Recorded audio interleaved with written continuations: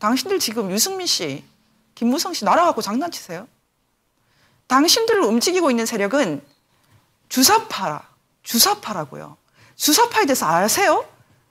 김일성 만세, 대낮에 김일성 만세, 백두칭송 그러고 돌아다니는 사람들이 주사파 아닙니다. 그런 사람들이 주사파 아니라는 것은 황장엽 선생이 늘 얘기했던 거예요. 그리고 김영한, 강철 김영한, 지금 하태경 뒤에 있는 강철 김영한 늘 얘기했던 거 아닙니까? 제가 계속 글을 썼죠. 그들이 그렇게 말하고 있다. 제가 주사파가 뭔지 한번 설명해 드리겠습니다. 이거 보십시오. 강철 서신. 강철 서신이 1980년대에 지금 하태경 뒤에 있는 김영환이 박헌영이 미제의 간첩이라는 것이 사실이라면 김일성의 정당성이 보장된다라고 주장을 해서 전국의 운동권 학생들의 영혼을 사로잡아버린 그런 사건 아닙니까? 쉽게 말하면 김일성이 혁명가다, 공산주의 리더다, 인정해주자. 이게 주사파 아니에요? 바로 이 주사파의 등장기에 같이 합세해서 감옥까지 간 사람이 83학번 김근식입니다. 김영환이 전향이란 소위 반전향이죠. 전향한다. 김일성으로부터 다시 벗어나겠다고 할 때조차도 아직도 반대를 했던 인물이에요. 북한에 가서 김정일과 악수한 저 사람이죠. 김근식. 한 번도 친북 발언이 아닌 발언을 하지 않은 사람이에요. 무슨 짓을 하더라도 무조건 지지해 준 사람이에요. 보수 맞습니까? 이 사람이 왜 송파병 공천을 받습니까? 공천위원장님, 그리고 공천위원님, 여러분 공산주의자입니까? 무슨 짓 하는 거예요? 그리고 또 말씀드리겠습니다. 네, 좋습니다. 1999년, 그건 제가 한 일이니까 잘 알겠죠. 김영한, 중국에 숨어있는 김영한 씨를 제가 불러왔죠. 김영한 씨 불러와서 얘기 들었어요. 그랬더니 저한테 말했어요. 주체사상 버리지 않겠다. 주체사상 버리지 않겠다고 했어요. 그래서 제가 전향이 아니네. 그래서 전환이라고 표현을 바꿨거든요. 살짝 방향만 바꾸겠다. 그렇게 얘기를 했어요. 그때 김영한 그룹이 저한테 준 책이 이 책이에요. 공동체주의 연구. 지금 김영한이 아니라 지금 더불어민주당과 청와대가 바로 이 책 공동체주의 연구랑 똑같은 정책을 다 쓰고 있는데요. 제가 한번 보여드려요? 한번 조금 보여드리겠습니다. 이 책에 어떤 내용이 있는지 몇 개만 보여드리겠습니다. 제가 볼 때는 이 공동체주의, 김영한의 공동체주의 연구를 지금 정권이 그대로 현실로 만들고 있습니다. 제가 읽어드릴까요? 네, 주요 내용 몇 개만 읽어드리겠습니다. 미래 한국 진보 운동의 보조 역량. 주도는 자기가 하겠답니다. 어쨌든 보조 역량은 공동체 마을 운동, 공동주택 운동, 공동체 교육 운동, 공동체 의식 개혁 운동, 자원봉사 운동 등을 비롯한 각종 형태의 공동체 운동. 이 정권이 하고 있습니다. 서울시가 하고 있어요. 공동체. 너무나 많은 공동체가 있죠. 다들 그 안에서 뭘 하는지 의심스러운 일도 많이 하고 있더군요. 사회민주주의, 각종 마르크스주의 계열, 환경생태주의, 종교적 근본주의 등 각종 사상의 영향력 아래에 있는 사람들과 단체, 내 보조 역량이래요. 학생운동, 노동운동, 여성운동, 민주화운동, 합리적인 민족주의운동, 반부패운동, 빈민구호운동, 경제정의 실현운동, 반범죄운동, 동포돕기운동 등 각종 사회운동. 양심적이고 유능한 정부와 관리, 군인. 네, 군인까지 다 지금은 주사파죠. 이들을 모두 묶는 단어가 사람 중심이에요. 사람 중심, 사람 사랑, 인간 중심. 한국 진보운동의 중심 역량은 공동체주의 정당과 그 성원 및 그 주요 외곽단체 및 성원이다. 공동체주의 정당 만들려고 지금 목숨 걸고 일하고 있지 않습니까? 마지막 종착역이 미래통합당이랍니다. 이제 미래통합당이 어떻게 되는지 한번 구경들 해봅시다. 또 뭐라고 되어 있습니까? 1국가 1권력 2체제 2정부 형태의 연방제로 가는 것이 불가피하다. 우리나라 통일이 연방제로 가지 않을 수도 있지만 부작용이 많이 생기기 때문에 점차 연방제를 지지하는 사람들이 많아질 것이다. 지금 그렇게 되고 있지 않습니까? 노골적으로 지지하고 있지 않습니까? 그런데 한번 들어보십시오. 연방제를 하려면 1국가, 1권력, 2체제, 2정부예요. 1권력은 뭐예요? 좋습니다. 체제는 대한민국 체제와 조선민주주의인민공화국 체제 이분들이 생각하는 걸로 하죠. 뭐 정부는 대한민국 정부, 그다음에 조선민주주의인민공화국 정부. 근데 권력, 1권력은 누구입니까? 1권력. 주사파의 리더 자신 아닐까요? 한국의 자유민주주의는 항장협의 주체사상을 포용할 수 있어야 한다. 포용해왔죠. 하지만 항장협의 주체사상을 포용할 수 있지만 그 주체사상으로 자유민주주의를 파괴할 때는 포용할 수 없습니다. 여러분 한번 같이 읽어볼까요? 뭐라고 얘기하고 있습니까? 이 책에서. 토니 블레어도 사회주의자, 미테랑도 사회주의자. 이 사람들보다 항장협이 덜 사회주의자인데 왜 이거를 전향하라고 하느냐. 여러분 이 말이 어떻게 느껴지십니까? 항장협의 주체사상을 포용을 하자. 항장협의 주체사상을 포용을 했죠. 이 자유민주주의 국가가. 근데 그것은 우리가 강할 때입니다. 셀 때. 우리가 강할 때는 지지할 수 있어요. 포용할 수 있고. 돈 많이 써서 보호할 수 있어요. 그런데 그 사상으로 이 나라의 헌정을 무너뜨리겠다, 체제를 무너뜨리겠다, 포용할 수 있습니까? 항장협 사상은 공산주의입니다. 제가 2004년 봄에 항장협 선생과 아주 심각한 대화를 나눴어요. 제가 10년 이상 이분과 대화를 나눴지만 그날 2004년 봄에 논현동에서 아침 9시에 만나서 나눈 대화는 아마 제 평생 잊지 못할 것입니다. 제가 가끔 그때 1시간 정도 나눴던 대화를 가끔씩 공개를 합니다. 다시 한번 요약해드리면 이겁니다. 나는 소련이 유혈 없이 비교적 점진적으로 해체되고 자유민주주의 노선을 간 것을 좋게 생각한다. 그런 의미에서 내가 궁금해한 사람은 후르시초프, 스탈린 격하 운동을 했던 후르시초프와 고르바초프다. 두 분 다 만나봤다고 하셨으니까 좀 저한테 에피소드를 알려달라. 제가 그렇게 말했어요. 그랬더니 황장엽 선생이 저한테 이렇게 대답했어요. 그들은 공산주의를 해체시킨 소인배들이다. 나는 분노를 참을 수 없다고 했어요. 그럼 누가 공산주의자냐? 누가 대인배냐? 스탈린, 마오쩌둥, 김일성이다. 여러분 이렇게 대답을 했어요. 그것은 그분의 진심입니다. 그 분이 그날 저한테 그렇게 말했어요. 제가 이렇게 대답했거든요. 하나님을 믿습니다, 저는. 그래서 한 작은 개인이 위대한 일을 이룰 수 있다고 생각합니다. 위대한 거인이 엄청난 오류를 범할 수 있다고 생각합니다.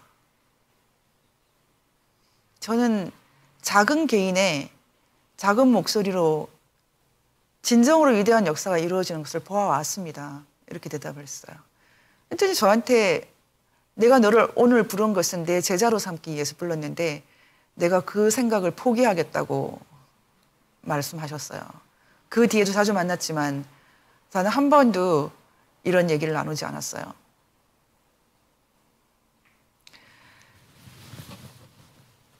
제가 그날 2004년 황정엽 선생을 만나서 이 얘기를 나누기 전에 받았던 편지 중에 하나를 잠깐 공개를 하려고 갖고 왔어요. 정권의 기초는 정당이 되어야 합니다. 정당을 강화하는 것이, 정당을 건설하는 것이 해야 될 일입니다. 이런 맥락입니다. 정당을 건설해야 된다.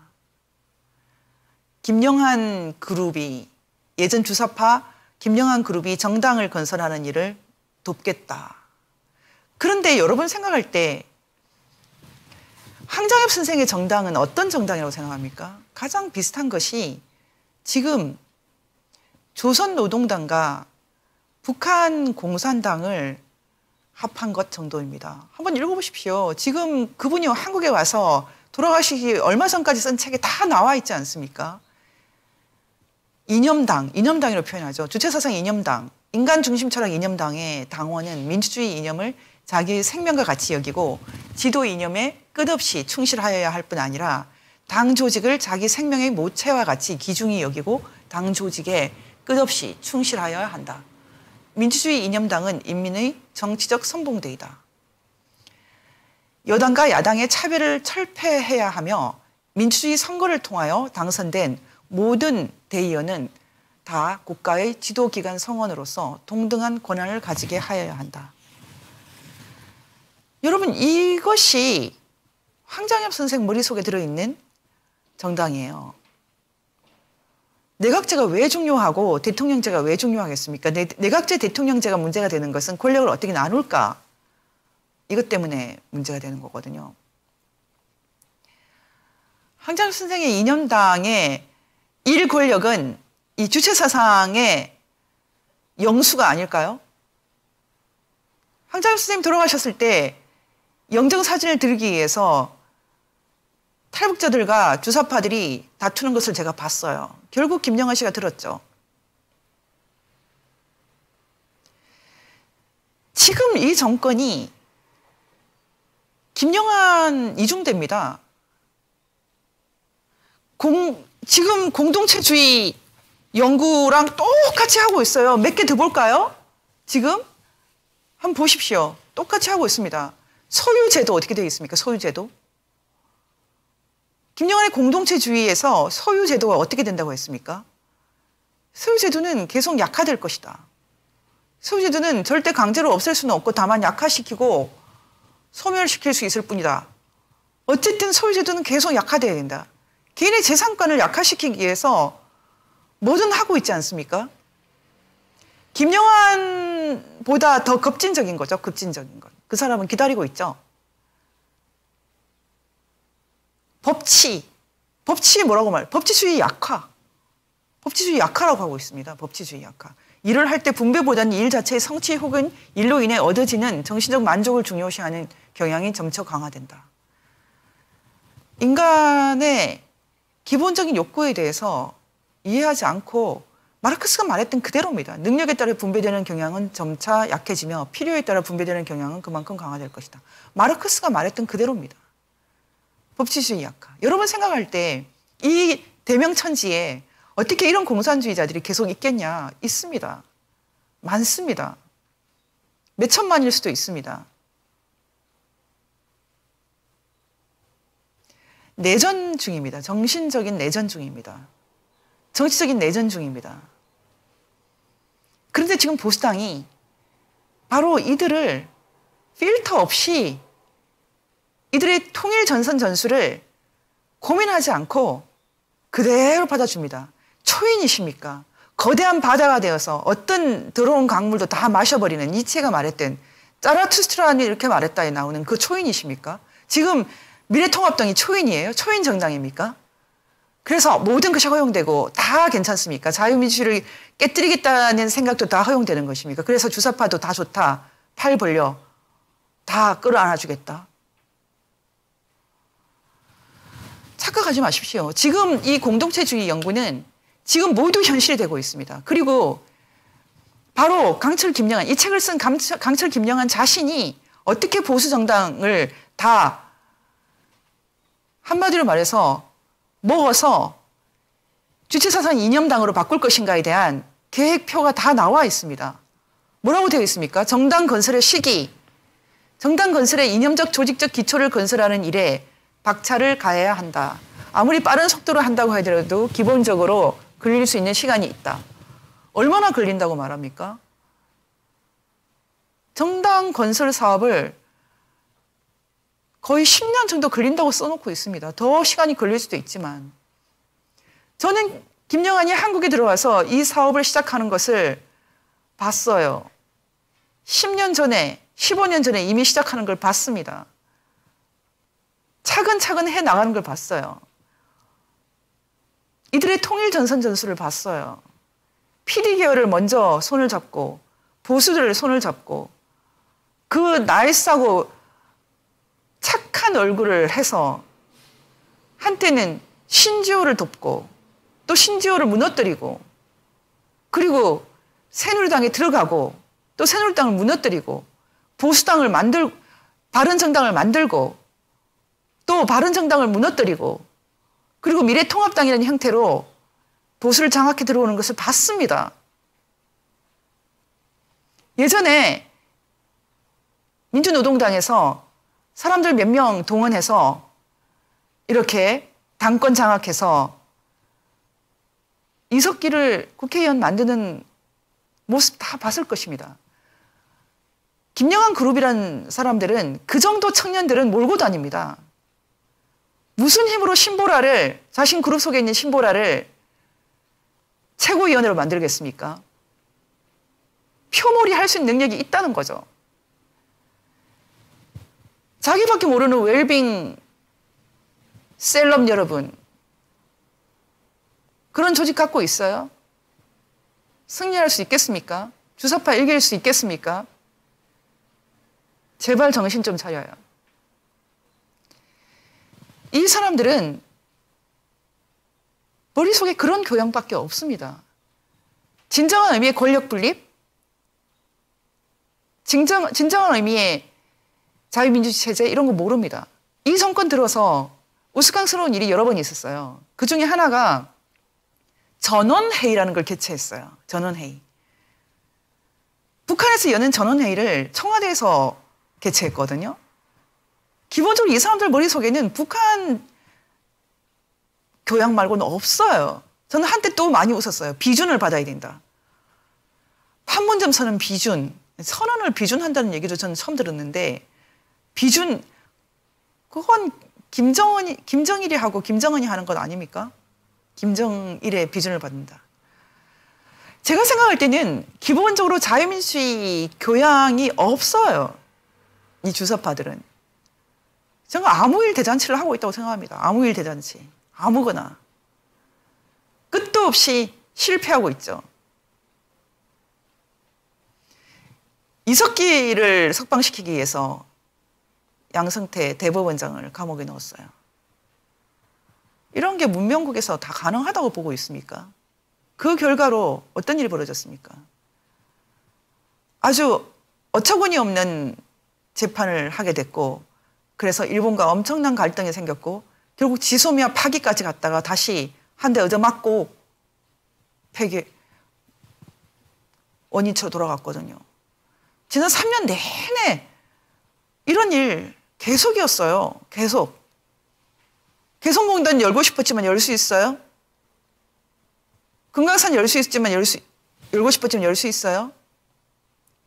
그게 다 자유민주주의에 대한 소양이었기 때문에 이 정권이 벌이고 있는 소동에 불과합니다. 지금 우한 폐렴? 우한 글자 지우느라고 얼마나 고생을 합니까? 부르기도 힘든 코로나19가 뭡니까 도대체. 이제 일본 내염이란 말 쓰지 마십시오. 이타이 병 이런 거 쓰지 마세요. 홍콩 뭐 독감 이런 거 쓰지 마세요.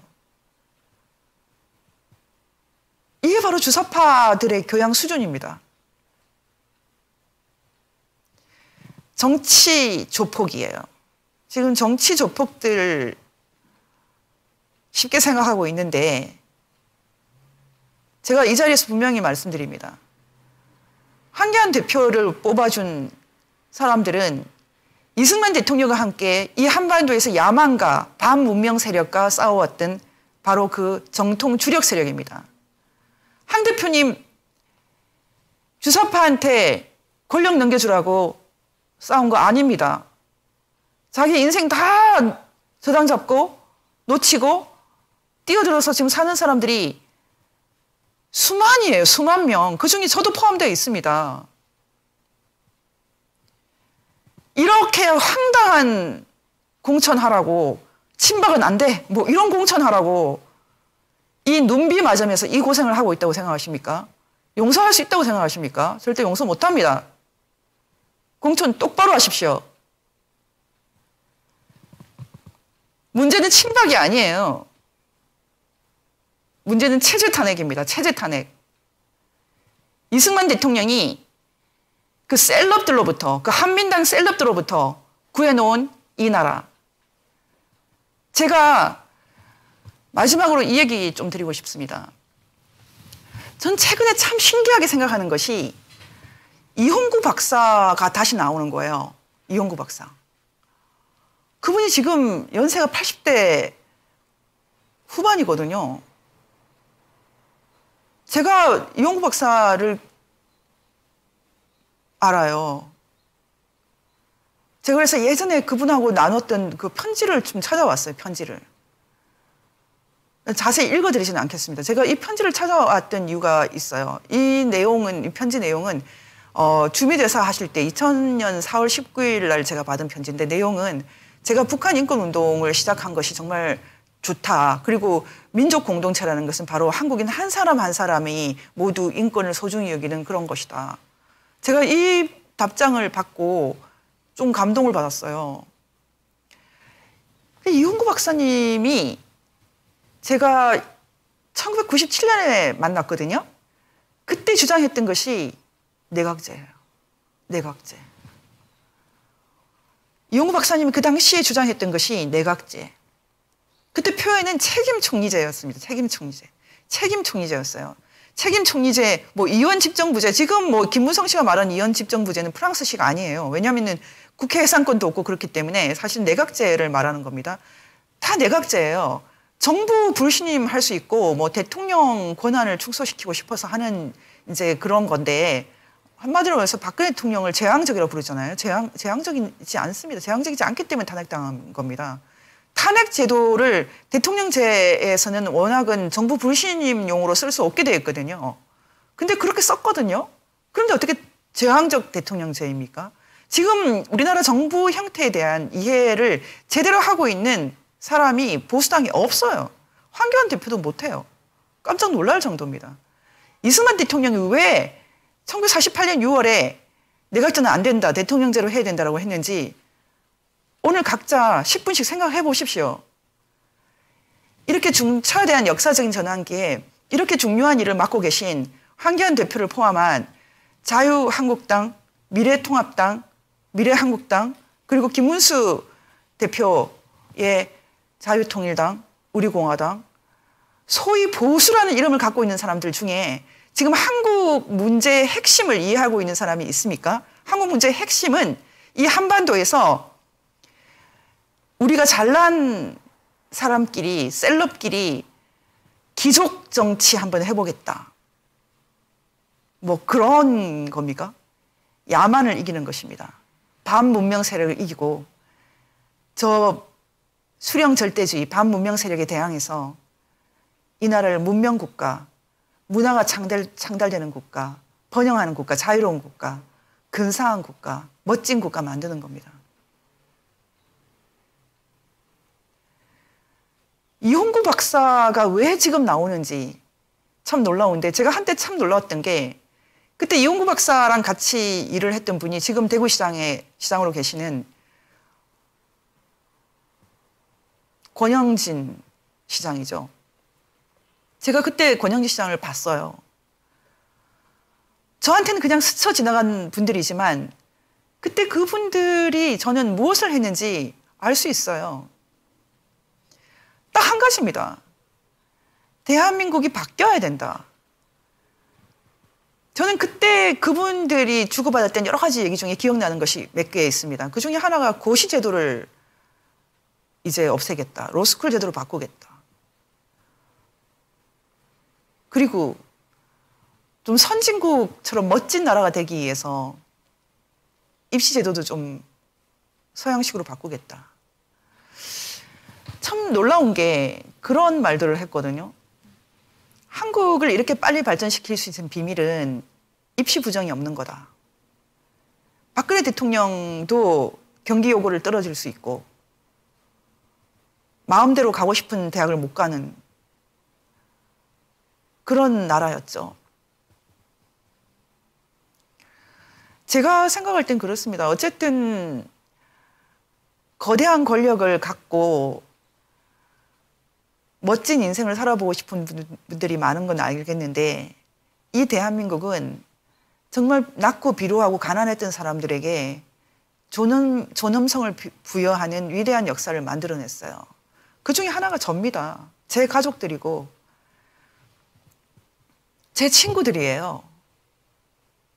못 먹고 못 살던 사람들을 모두 한 사람 한 사람 기 펴고 살게 만들어준 위대한 역사예요. 그것은 공부 열심히 하면 가능성이 있어야 돼요. 지금 한국에 있는 모든 가능성이 다 차단됐어요. 고시를 통해서 또는 입시를 통해서 했던 그런 거 다 없어졌고, 너네 아버지가 누구인가? 그 질문이 더 중요해졌어요. 제가 지금 이홍구 박사 얘기를 꺼냈던 그것입니다.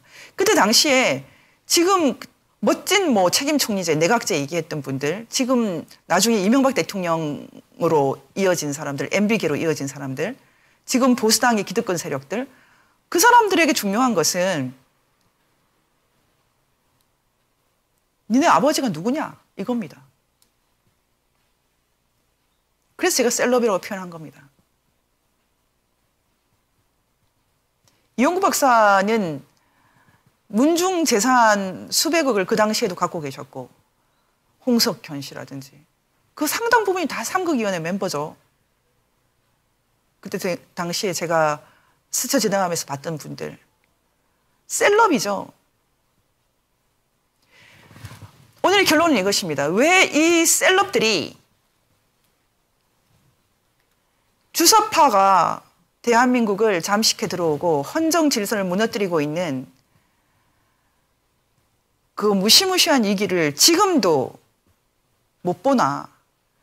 왜 홍석현의 여시제는 반미 청년의 이광재랑 손을 잡나?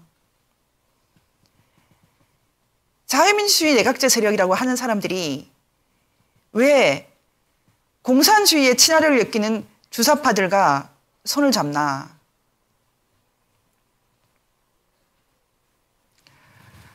저는 심각하다고 생각합니다. 그것은 이 나라 대한민국의 본질을 모르기 때문이죠. 대한민국은 귀족 정치가 어려운 나라죠. 귀족 정치에 대한 추억이 있는 분들 하고 싶겠죠. 저는 내각제 세력은 결국은 셀럽 귀족 세력이라고 생각합니다. 김세연 씨, 아버지가 정말 많은 돈과 권력을 물려주셨죠. 주사파한테 더 이상 봉사하지 마십시오. 김종인 전 의원님, 할아버지가 김병로 대법원장이었나요? 정말 무시무시하네요. 다들 이 나라에서 태어나는 수고만 해도 되는 도련님이군요. 나경원 의원님 참 아름답고 서울법대 나오신 판사님이시고, 그런데 어떻게 합니까? 이 나라는 보잘것없고 가난하고 불쌍했던 사람들을 기회를 주고 높이는 나라입니다. 북한도 그렇게 돼야 됩니다. 북한 김일성, 김정일, 김정은 언제까지 저 권력 유지하면 안 되고요. 저 가난하고 불쌍하고 병든 사람들 구해줘야 됩니다. 사명이 있는 나라입니다. 제가 오늘 제가 무슨 얘기를 해도 안 들을 것 알지만 경고하고 싶었어요. 미래통합당의 통합판을 만든 박형준 전 말지 편집인 주사파 언론이죠. 지금 민중의 소리와 오마이뉴스가 그 맥을 이어갔죠. 햇볕 정책의 전도사 김근식, 김명한 주사파의 대변인 하태경, 통합판을 만들었다고 해서 이 사람들 꼭 정치해야 됩니까? 저는 사죄하는 마음으로, 반성하는 마음으로 역사 속에서 사라져야 된다고 생각합니다. 이제 진정한 보수는 거지 같은 주사파들 다 몰아내고 진정한 의미의 자유와 민주주의와 인권을 이해하는 좋은 사람들.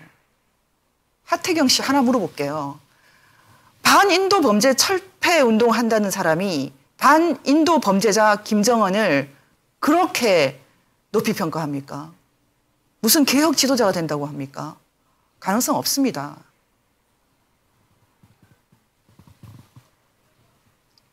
위선과 거짓 이제 끝나야 된다고 생각합니다. 한반도가 지금 정말로 위기에 있습니다. 중국 공산당과 연합되어서 우리가 비참한 운명으로 갈 수 있습니다. 대만 수준을 넘어서서 이 극동에서 피라미같이 몰락해 나갈 수 있습니다. 이 상황을 극복할 수 있는 사람은 누구입니까? 1948년 대한민국을 자유와 민주주의 기반 위에 반석 위에 세운 분 이승만 대통령, 그분을 기억해야 됩니다. 그분이 왜 그 당시에 내각제를 반대했습니까? 그때 그 반대했던 것이 지금까지 그대로 의미가 있습니다. 그리고 그분이 만들었던 헌법은 지금도 여전히 의미가 있습니다. 그것이 바로 1948년 체제입니다. 이 본질을 이해하지 못하고 끝도 없이 그 체제를 무너뜨리려고 하시는 분들 반성하시고,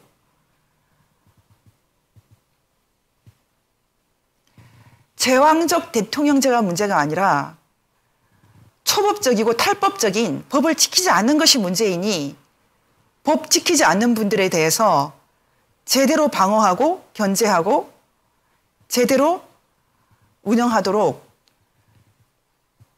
야당답게 일 좀 하시기 바랍니다. 공천 이렇게 하시면 안 됩니다. 이 나라를 지킬 수 있는 진짜 애국자들 공천해 주세요. 얌전한 사람, 말 안 하는 사람, 말실수 안 하는 사람, 5.18 신화에 도전하지 않는 사람, 왜 그런 사람만 뽑아요? 친노 조경태가 왜 당을 좌지우지합니까? 불쾌한데요. 이렇게 가면 어떻게 되겠습니까, 한국이? 정상화 되겠습니까?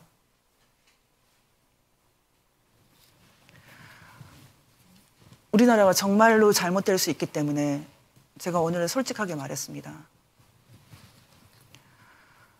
한국 살려야 됩니다. 보수가 진짜 보수가 되고 진짜 자유우파가 돼야 되고 기업가 정신을 이해하는 진정한 시장경제 존중하는 이념 정당이 되어야 합니다. 제대로 이 시대의 문제를 캐치하지 못하고 있는 여러분들 너무 마음이 아픕니다. 한국 구해주세요. 오늘은 여기에서 마치겠습니다.